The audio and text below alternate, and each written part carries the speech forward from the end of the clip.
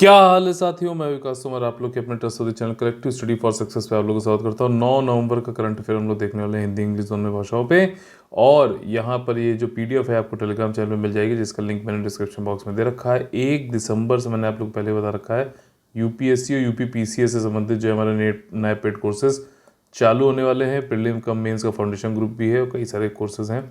9650347272 पे आप हमसे कांटेक्ट करके बात कर सकते हैं। ठीक है, पहला और कई सारे जो टॉपिक हैं 10 मोस्ट इंपॉर्टेंट, उनको हम लोग देखेंगे विस्तार से।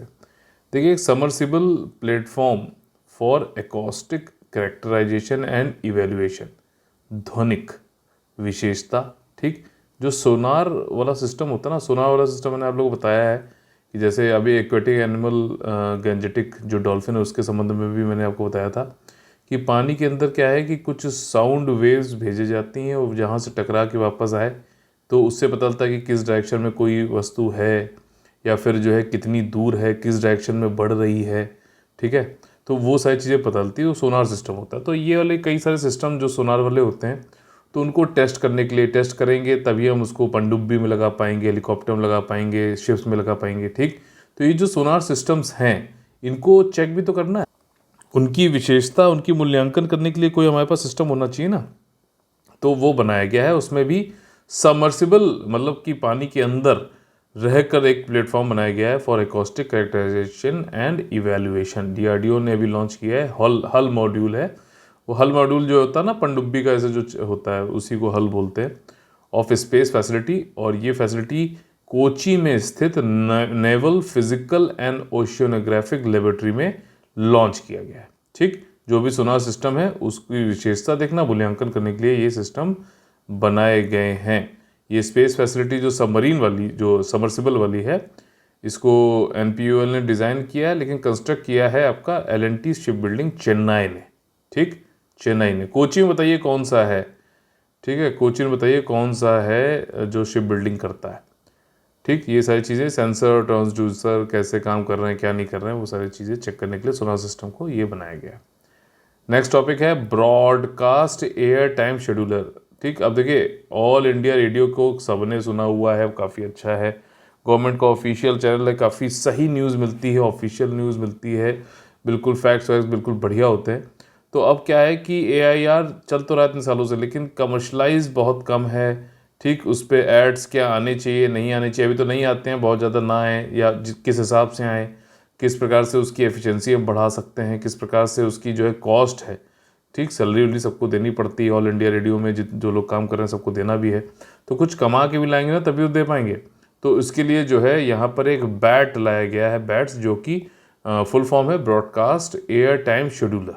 ठीक, इसका मेन काम यही है कि जो भी वाणिज्यिक संचालन होना है, यानी कि कमर्शियल ऑपरेशन होना है ऑल इंडिया रेडियो का, उसको ये पूरी जो है उसकी किस प्रकार से कितने पैसे बिलिंग होनी चाहिए, क्या डिसीजन मेकिंग होनी चाहिए, कौन सा ऐड आएगा, ज़्यादा आएगा कम आएगा, वो सारी चीज़ें करेंगे। ठीक, बैट्स के जरिए, ताकि जो ऑपरेशनल एफिशिएंसी और जो कॉस्ट है वो कम हो सके।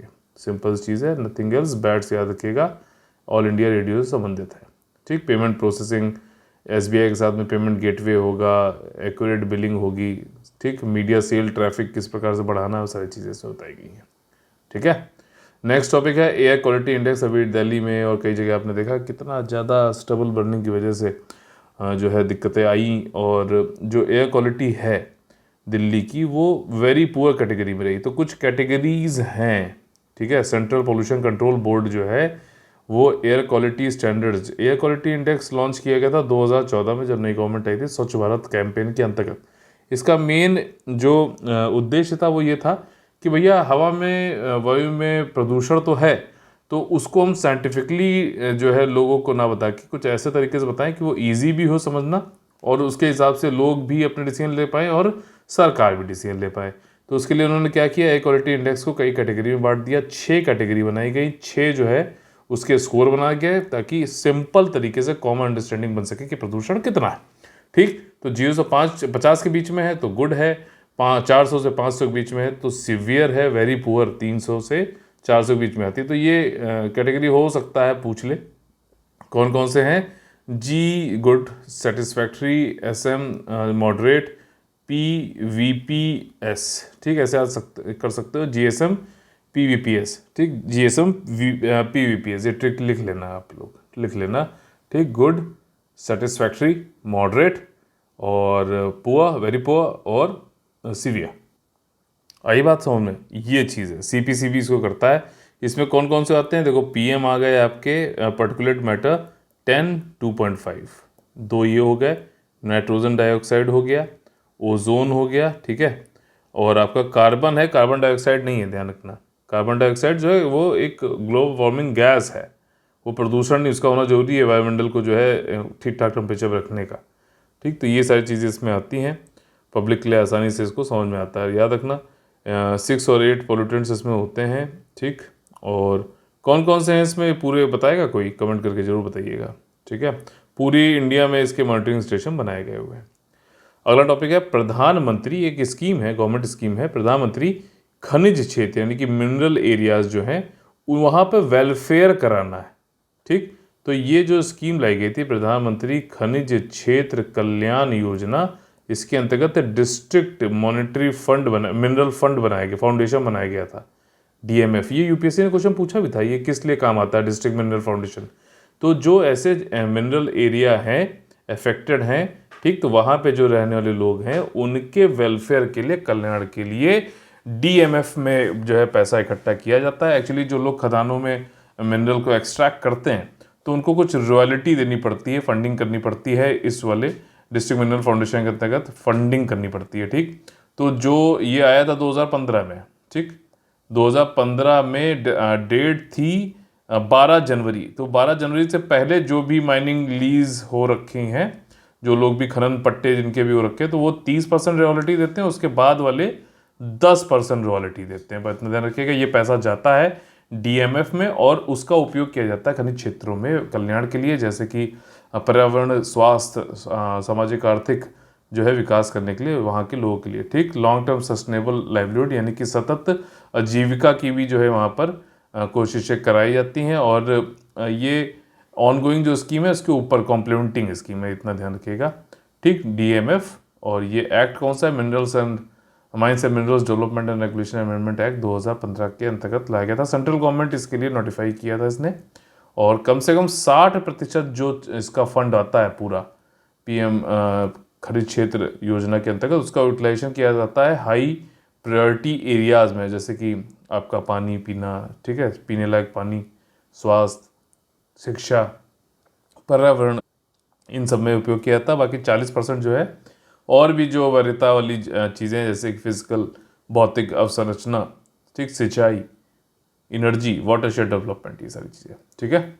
याद रखिएगा DMF क्या है, नेशनल बायो एनर्जी प्रोग्राम। अब बायो एनर्जी यानी कि जैव ऊर्जा, ठीक, गोबर हो गया, ठीक, और वेस्ट हो गए, जो भी वेस्ट खाने पीने वाले और जो शहरों में होते हैं वो सारे अपशिष्ट जो हैं, तो उसके जरिए जो ऊर्जा बनाई जाती है उसको बायो एनर्जी बोला जाता है, सिंपल चीज़ है। तो ये किस मिनिस्ट्री के अंतर्गत आता है? Ministry of new and renewable energy, ठीक। उन्होंने कहा है कि हम ये बायो एनर्जी प्रोग्राम जो है 2025-26 तक चलाते रहेंगे, और उसके लिए उन्होंने भी अधिसूचना 2 नवंबर को निकाली हुई थी। 2 फेजेस में ये काम चालू रहेगा, और इसमें इसका उपयोग क्या किया जाएगा भाई? इस प्रोग्राम के अंतर्गत जो भी सरप्लस बायोमास है, गोबर है गाय का, मवेशियों का, इंडस्ट्रियल अर्बन बायो वेस्ट है, उन सब का उपयोग किया जाएगा एनर्जी रिकवरी के लिए। 3 इसके अंदर सब स्कीम भी, उप योजनाएं भी हैं। वेस्ट टू एनर्जी, अपशिष्ट से ऊर्जा वाला प्रोग्राम है, इसमें सेटअप किए जाएंगे large biogas, bio CNG power plants.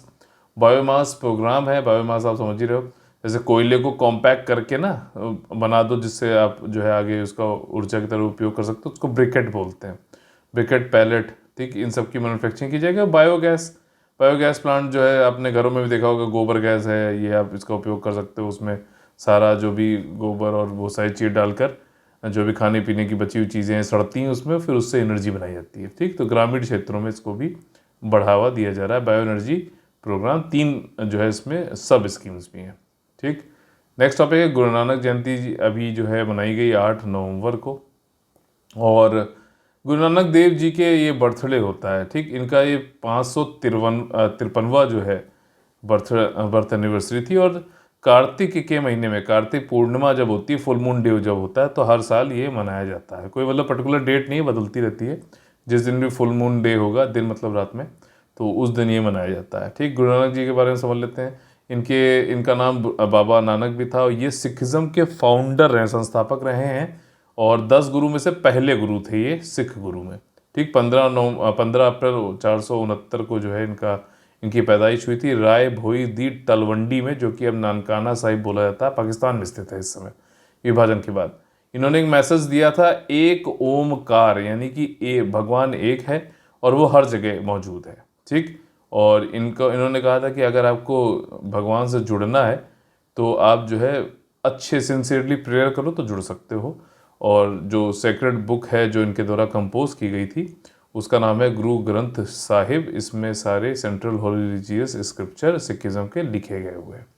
ठीक, अगला टॉपिक है नेशनल फ्लोरेंस नाइटिंगेल अवार्ड। तो जो प्रेसिडेंट है हमारी, उन्होंने अभी जो है ये अवार्ड दिए हैं 2021 के लिए। अब इसमें समझ लो कि एक क्रीमियन वॉर हुआ था 1853 से लेकर 56 में। तो उस समय ये किसके बीच में वॉर हुआ था? क्रिमिनल वॉर नहीं, क्रीमिया जो है ना, जिसको यूक्रेन से अभी छीन लिया 2014 में रशिया ने। ठीक, ब्लैक सी से टच करता, उसका उसी पे वॉर हुआ था। रशिया, ठीक, वर्सेस ओटोमन अंपायर। इस ओटोमन के साथ में यूके भी खड़ा हुआ था, फ्रांस भी खड़ा हुआ था। रशिया इसमें हार गया था। ठीक, तो खैर वो अलग मुद्दा है। यहाँ पे एक नर्स थी, ठीक, फ्लोरेंस नाइटिंगेल। तो उसमें तब वहाँ से काफ़ी ज़्यादा जो है प्रख्यात हुई थी।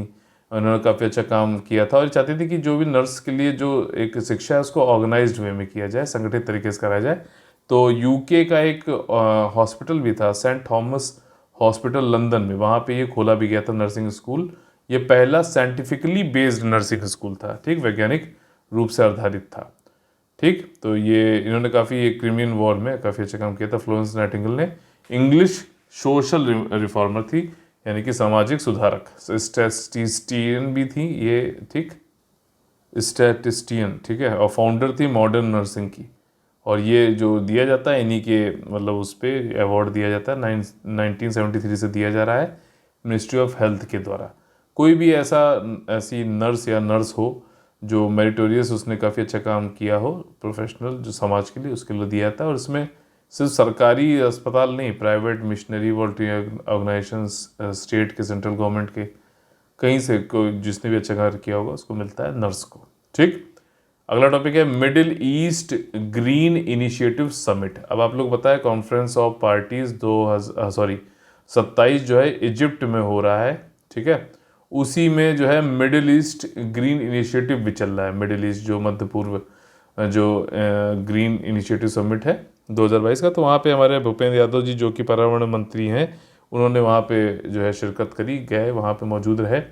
और मिडिल ईस्ट ग्रीन इनिशिएटिव का जो मुख्य उद्देश्य है वो ये है कि भैया कार्बन उत्सर्जन को कम करो।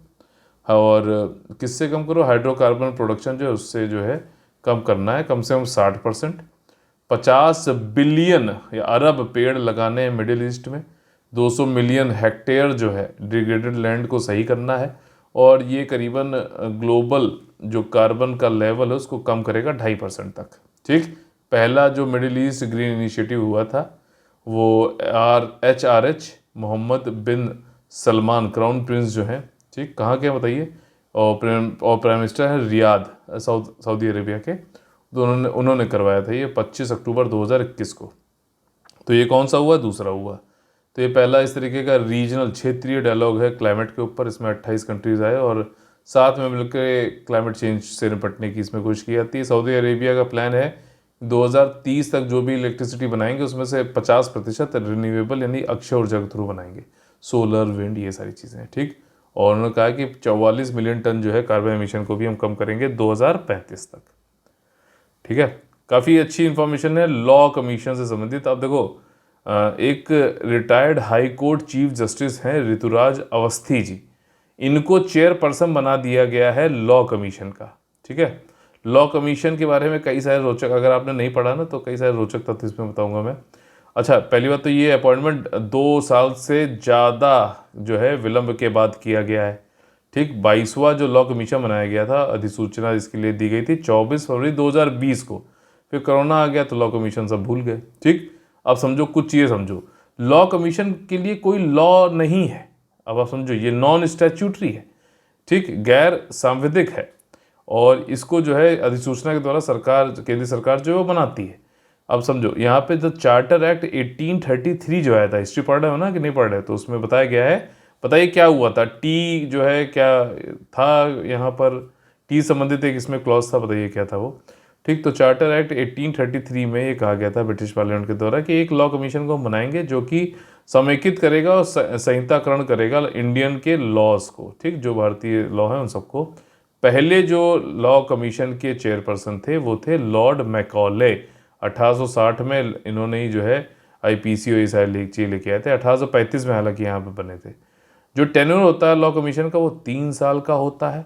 ठीक, और लॉ कमीशन के लिए रेफरेंस जो है या तो उनको कोई सेंट्रल गवर्नमेंट बता दे कि भैया ये काम करो, या फिर खुद से भी वो किस लॉ में जो है आपका रिसर्च करते हैं, अनुसंधान करते हैं।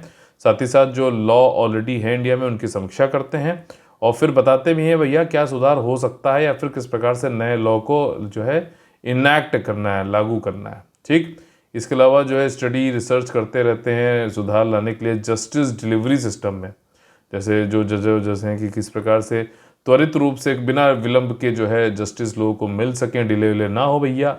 ठीक, और स्पीडी डिस्पोजल हो, केसेस का रिडक्शन हो, कॉस्ट और लिटिगेशन जो याचिका उचका दायर करते हैं तो उसकी जो है कॉस्ट है वो भी काम हो सके। ठीक, कंपोजिशन एंड एलिजिबिलिटी अगर करते हैं तो कोई फिक्स्ड कंपोजिशन है ये नहीं भैया, कितने होंगे, ठीक, उनकी एलिजिबिलिटी क्या होगी भैया, ठीक, पात्रता है कि नहीं है, ये सब कुछ कहीं कुछ नहीं पता है, कोई लॉ है ही नहीं इनके लिए, लॉ कमीशन के लिए फॉर इट्स चेयर। ठीक, और कोई फंक्शन क्या है क्या नहीं वो भी कुछ मतलब निर्धारित नहीं है। तो काफ़ी अच्छी बात है, लॉ कमीशन के लिए तो लॉ ले आते मेरे भैया। खैर, G20 समिट अभी होने वाला है, भारत में होगा 2023 में, और 1 दिसंबर 2022 से भारत के पास अध्यक्षता आ जाएगी G20 के लिए की। ठीक, और 8 नवंबर को मोदी जी ने लोगो, मैंने टेलीग्राम चैनल पर शेयर कर दिया था, थीम, वेबसाइट, ये सब कुछ लॉन्च कर दिया है। G20 की प्रेसिडेंसी भारत के लिए एक अपॉर्चुनिटी है कि वो to contribute to the global agenda on pressing issues और इंटरनेशनल इंपॉर्टेंस, जो अंतर्राष्ट्रीय महत्व के महत्वपूर्ण मुद्दे हैं उनको वैश्विक उस पर जो है लाने का एक अच्छा मौका है भारत के पास में। ठीक, G20 है क्या? G20 एक प्रीमियर फोरम है, इंटरनेशनल आर्थिक सहयोग के लिए बनाया गया था। आर्थिक, इसमें पूरी दुनिया के जो टॉप 20 इकोनॉमीज हैं वो इसमें आती हैं। 85% ये समझ लो ग्लोबल की जीडीपी इन G20 कंट्रीज़ में ही है। 75% ग्लोबल ट्रेड है, व्यापार होता है इन्हीं G20 कंट्रीज़ में ही, और 2/3 जो है पूरी दुनिया की जनसंख्या भी इन्हीं G20 कंट्रियों में ही रहती है। इसका उद्गम जो है 1999 में हुआ था, जब जो है वित्तीय क्राइसिस हो गई थी ईस्ट एशिया और साउथ एशिया में। ठीक, एशियन टाइगर जैसे ये बोले जाते हैं ना आपके, CLMVT, कंबोडिया, लाओस, ये थाईलैंड और आपका वियतनाम, इन सब के में क्राइसिस आ गई थी। एक्सपोर्ट इनका कम हो गया था, एक्सपोर्ट बेस्ड इकोनॉमी है एक्चुअली सारी।